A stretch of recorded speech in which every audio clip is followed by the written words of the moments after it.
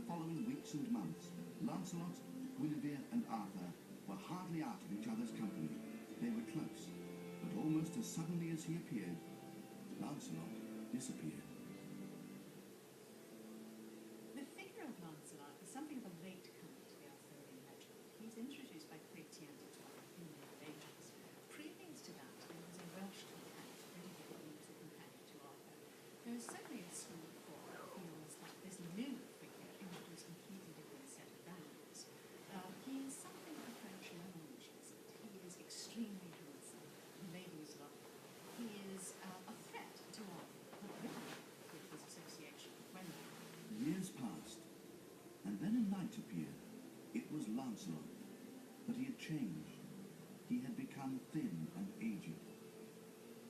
For months, Lancelot had travelled aimlessly.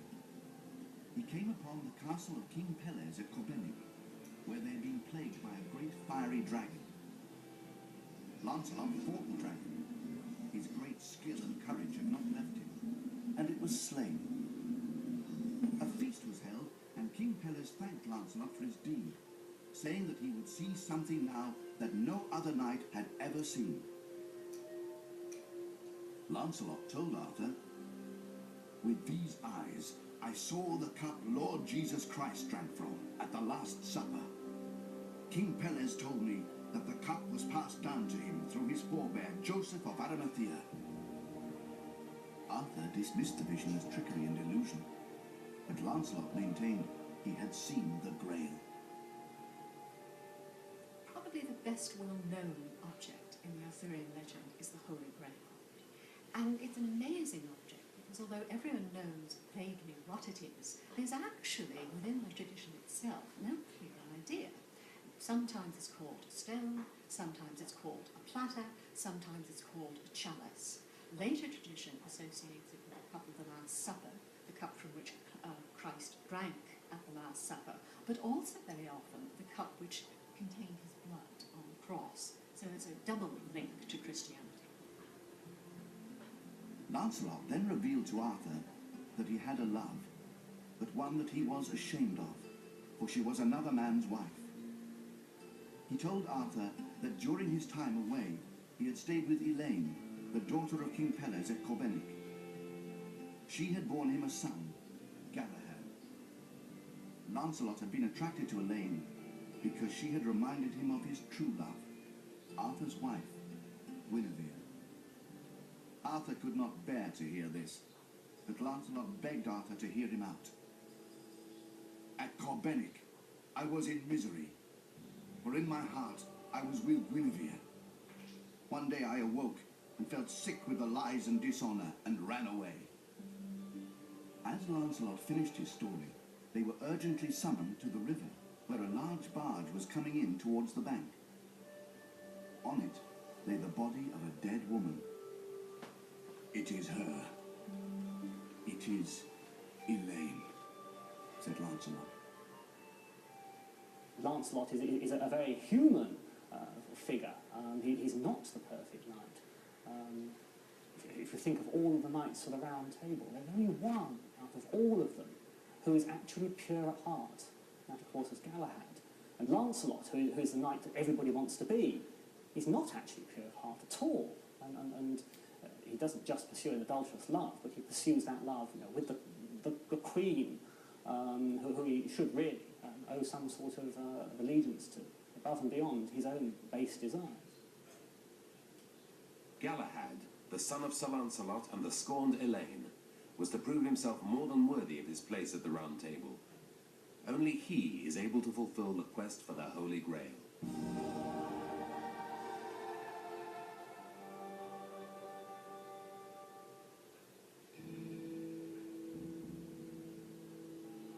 The greatest adventure attempted by Arthur's knights was to see the chalice with the blood of Christ. This was the ultimate prize. Many knights were killed in their adventures, and others returned empty-handed. Lancelot found the Grail but was denied sight of it because of his adultery, whereas Galahad, who was able to fulfill the quest, becomes the greatest and most honourable knight that ever lived. The Grail can only be possessed by the purest knight, and indeed it is only Galahad in the end, who can see it. With Lancelot now back in Camelot, Arthur's knights now set out to find the Holy Grail. But many knights were killed in their adventures, and others returned empty-handed. One day, as the court gathered, an old man entered the hall with a young companion. The young man was led to the round table by his partner, who then lifted the golden cloth that covered the Siege Perilous, the place reserved at the table on pain of death for the perfect knight. Beneath the cloth, it now read, "This is the seat of Galahad, the perfect knight." Galahad, the son of Lancelot and Elaine, had come to take his place at Camelot. That evening, Arthur knighted Galahad, and a strange and dazzling vision appeared, a glimpse of the Holy Grail of legend. The Arthurian story grows remarkably and rapidly. For example, Lancelot is the character who brings in the ethos of courtesy.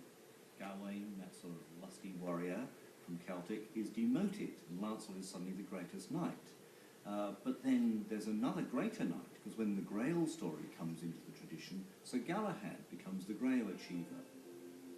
Many knights tried and failed to find the Holy Grail. Eventually, it was the fate of Galahad to fulfill the quest. After travelling for many months, Galahad and his companions, Sir Percival and Sir Bors, arrived at Corbenic, the castle of King Pelles, the Fisher King. Inside the castle, the three men found King Pelles. To Galahad he said, "I am your grandfather. Elaine, your mother, was my daughter." He took from behind his couch a sword that was broken in 3 pieces. It was only when Sir Galahad held all 3 pieces that the sword became whole again. It was a sign. A brilliant beam of light shone in the room, casting light on a strange event, the Grail procession. 3 maidens walked through the hall, and each bore a precious object before her. A cup of silver, a candlestick with 7 burning candles, and a spear covered with blood. The 3 companions saw marvels beyond compare. The Holy Grail was handed to Galahad, and Jesus Christ appeared. Sir Bors was the only one of the 3 knights who returned to Camelot to tell Arthur and his knights of the Round Table what had occurred. For at Corbenic, Sir Percival found his true love and remained with her, and Galahad, having seen the Grail, died shortly after. For he, the perfect and blameless knight, the Grail Knight, chose to forego life so that he could remain pure after his vision of the Grail and Christ. From here, nestling behind Chalice Hill, is the town. Chalice Hill is so called because of the tradition that Joseph of Arimathea came bearing the cup of the Last Supper, the chalice, and it is here buried. In support of that tradition, of course, is that this is the source of water for the abbey, and the spring itself, or at least the wellhead in the spring itself, has a brown or red mark around it. And those who are very fond of this particular tradition, which itself is only about 100 years old, say that this proves the tradition. We argue these days that the Grail story emerges because of certain specific historical events.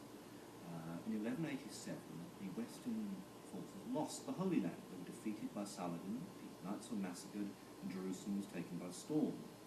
And whereas for 100 or so years the West had felt it owned the holy places, they were lords of Jerusalem, all of a sudden this underpinning of the faith was removed. And very remarkably, the Grail story seemed to have emerged. In the Grail story, you go on a quest for the Grail, eventually the best knight will find it, and it represents a sort of perfect communion. This is the chalice in which Christ's blood was bought as he hung on the cross. It is found somewhere in Western Europe, in Glastonbury or wherever, and somehow this is an imaginative displacement for the West of their loss loss of the Holy Lands was now strongly featured in the stories of Arthur. With Galahad dead, Lancelot potentially was once again the greatest knight. But he was only human. He betrays Arthur's trust. It is Lancelot's relationship with Guinevere that is to prove pivotal to the final showdown.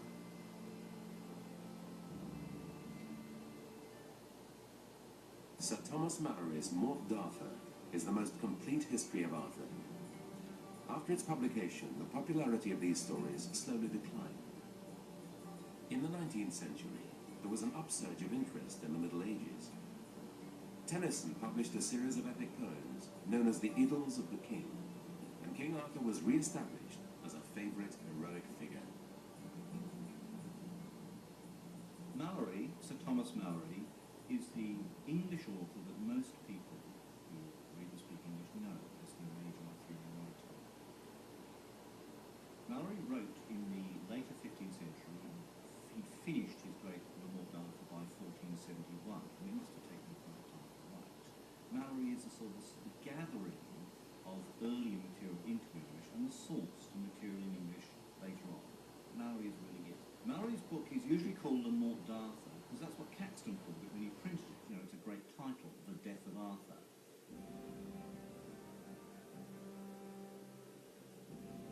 Now that Galahad was dead, Lancelot was again the greatest knight. But he avoided the queen as much as possible, and in anger she sent him away. The seasons came and went. One night, Mordred, Arthur's son by his half-sister Morgause, arrived to tell Arthur that they had found Lancelot. He was nearby, and he was not alone. For Guinevere had also found him. She had been spending her days in his company. Mordred reminded Arthur, "The law says that adulterers should be burned at the stake. The queen must die, my lord, and so must Lancelot." Arthur reluctantly agreed, for he now knew that Guinevere had been lying to him. A trap was set. The next day, Guinevere, once again telling Arthur she was going out riding, went to meet Lancelot. Mordred and his men followed her. Lancelot escaped, but Guinevere was captured. She was tied to the stake, and the torches were lit, ready to set the pyre aflame. All of a sudden,